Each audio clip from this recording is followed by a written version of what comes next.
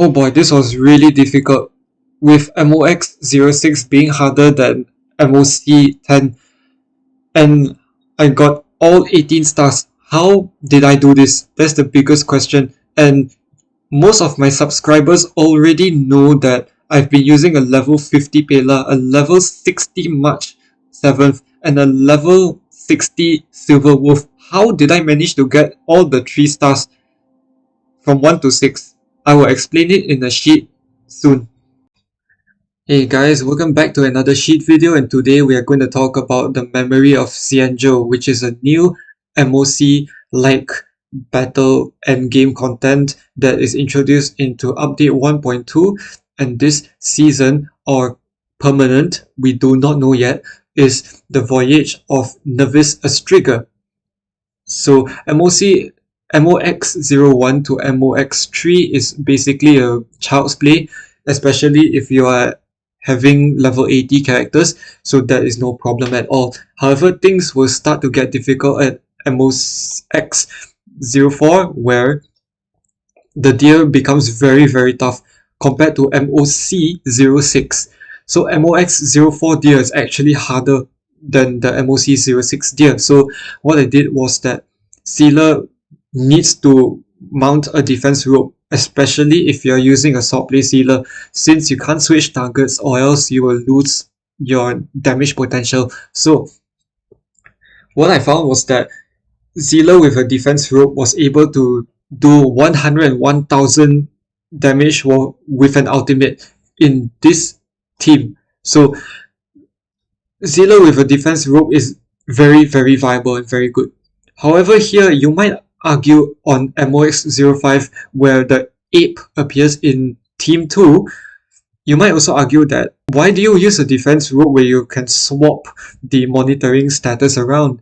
But the counter argument to this is that Sealer might not be able to swap skill, and allies not able to use skill in time, and the ape is actually quite fast, so you need to have a defense rope. So in case you can't swap your skills and swap the monitoring status in time, then Sealer with a defense rope will help you a lot in this stage.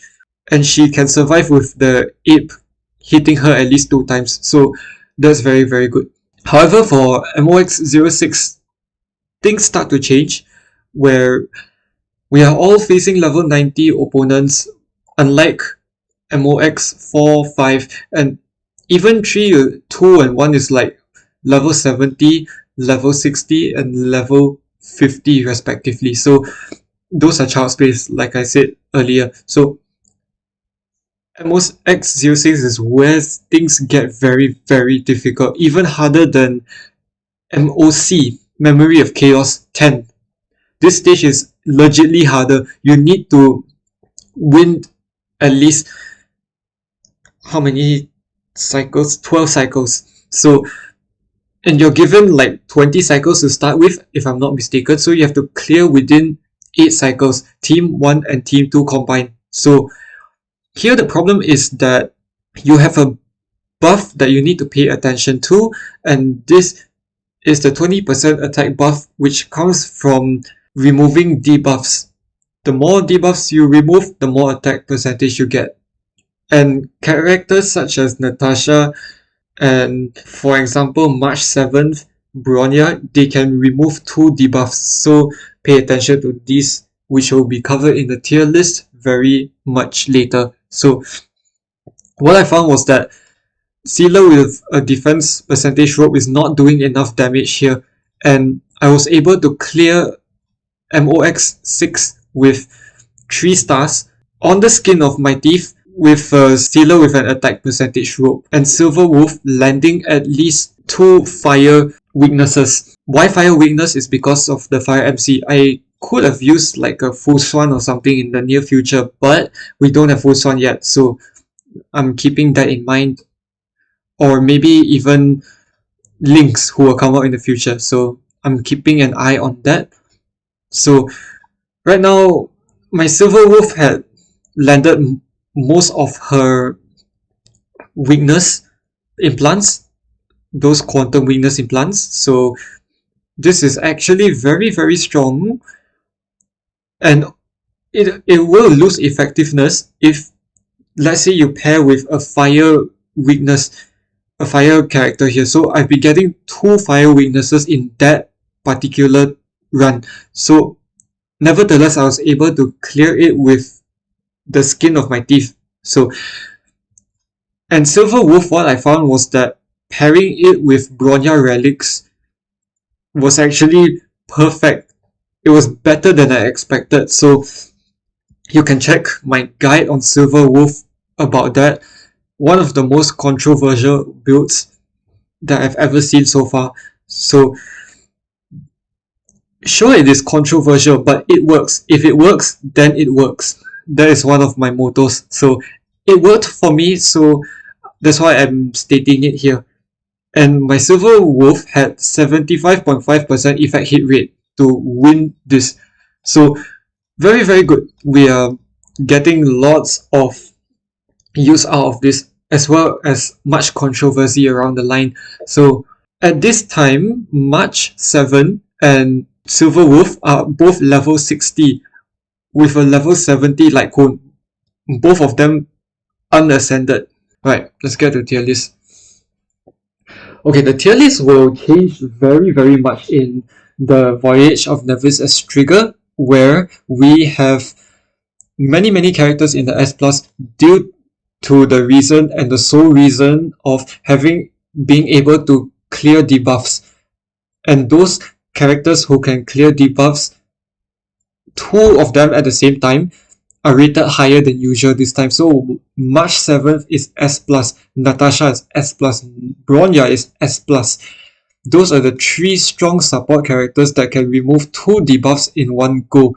So why Silver Wolf jumped up from A tier to S+ tier suddenly?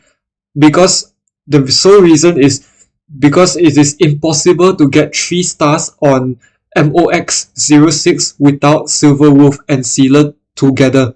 You might as well just swap out Bronya and put in a Silver Wolf for this particular MOC. So this is why Silver Wolf is now S+ tier on the Memories of Xianzhou. And for Clara, still the same, Tingyin still the same, Lorcha still the same, and now Tingyin is able to remove 1 debuff from her skill, so very, very good. Clara able to self-cleanse can be viewed as a bad thing, but also a good thing. If you have too many debuffs on your team, is not good. Also, too little debuff is not good, too many debuff is not good also. So Clara helps to solve this issue on her personal side, and is applying on self only, not on all allies, so it's okay. So that's why Clara stands out, and she's able to brute force in every single stage I've tried in. So very good. Clara's very strong contender here as a main DPS, and it's a waste to put Jingyuan and Clara together in the same team. It's a total waste unless you feel that your teammates are too overpowered, or for example M-onke 1 to 3, you can basically use anything you want, so that doesn't really matter here. So what I found was that Clara with a Sealer and Clara with a Jingyuan is basically the worst pairing I've ever seen. But it can work for some people, but it doesn't work for me. So I'm telling you now on the spot that it doesn't work for me. That's what I'm saying. Alright? And then the Fire MC, reason why not S plus and now drop to S, only flat S, is because she is able to cure 1 debuff only on herself upon using shield. So it's a little bit selfish, but it can work, but the rate of receiving the attack buffs is too slow. So Fire MC dropped all the way from S plus to S, unfortunately. So, and Lorcha is able to clear 2 debuffs with his skill, so very good. And guess what? Auto heal. So same effects for no skill points. Very, very good. Now, this is a very controversial one here. Jingyuan falling from S to A.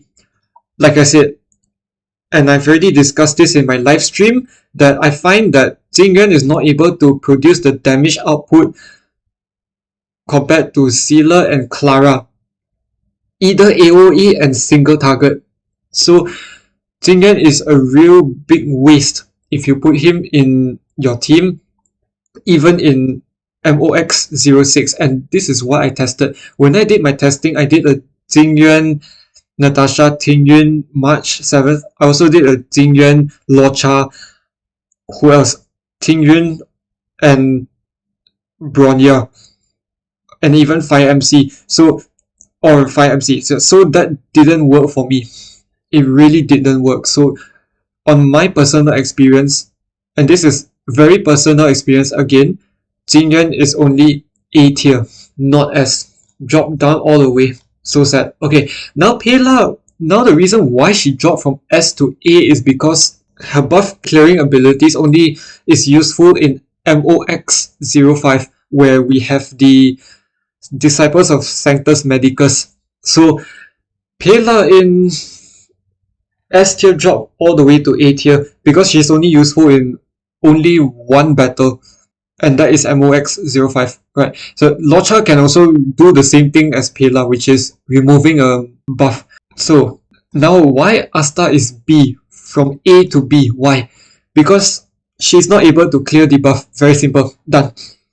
Any teammates that cannot clear the buff, very hard to put them in the team, especially MOX06. Yukong, okay, I did not test her on live stream, but I tested her off stream. So when I did the offline testing, she's consuming too many skill points to heal, and also, I mean, not heal as in recover HP, but remove the debuffs from your teammates and also buff your team. So who is skill point inefficient here? Unless a new character comes in and grants additional skill points or doesn't consume as much skill points as any other character in the game, then Yukong can be potentially good for pairing.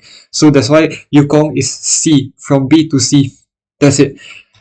So this is my current take on the tier list as well as the teams I have used. I hope you find this agreeable and definitely try them out, because I find so much success in my team building, and I hope you can achieve the same success. Cheers!